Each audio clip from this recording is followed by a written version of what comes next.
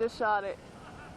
A US military fighter jet shot down a suspected Chinese spy balloon off the coast of South Carolina on Saturday, a week after it first entered US airspace and triggered a dramatic and public spying saga that has worsened Sino-US relations. President Joe Biden said that he had issued an order on Wednesday to take down the balloon, but the Pentagon had recommended waiting until it could be done over open water to safeguard civilians from debris crashing to Earth from thousands of meters above commercial air traffic.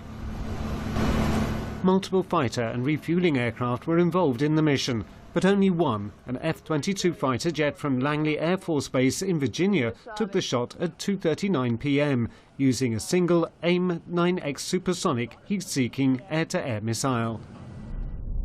China strongly condemned the military strike on an airship that it says was used for meteorological and other scientific purposes, and which it said had strayed into US airspace completely accidentally, claims flatly dismissed by US officials. The balloon was shot down about 6 nautical miles off the US coast of the Atlantic Ocean over relatively shallow water, potentially aiding efforts to recover elements of the Chinese surveillance equipment over the coming days. The downing of the balloon came shortly after the US government ordered a halt to flights in and out of 3 airports in South Carolina, Wilmington, Myrtle Beach and Charleston, due to what it said at the time was an undisclosed national security effort, while flights resumed on Saturday afternoon. Yes, ma'am. While Saturday's shootdown concludes the military dimension to the spying saga, Biden is likely to continue to face intense political scrutiny from Republican opponents in Congress, who argue he failed to act quickly enough.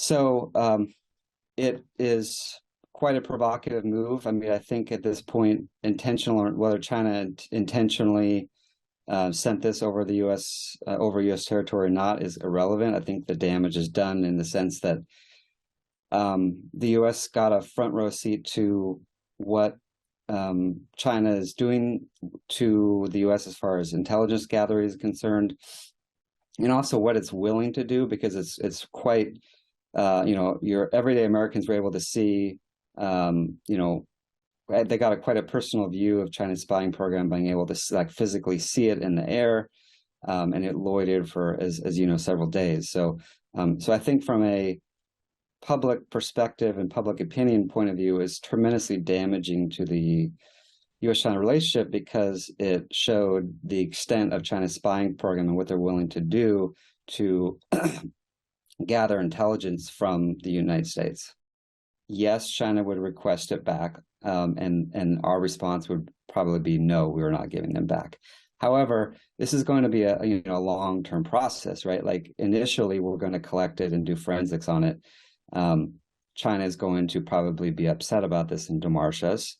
There will be a deliberation and a back and forth between our national security establishments and our State departments about, is the U.S. even amenable to returning the payload to China? I would guess that we would not, simply because of the intelligence value that it has to us, and the fact that it went over our sovereign airspace and territory.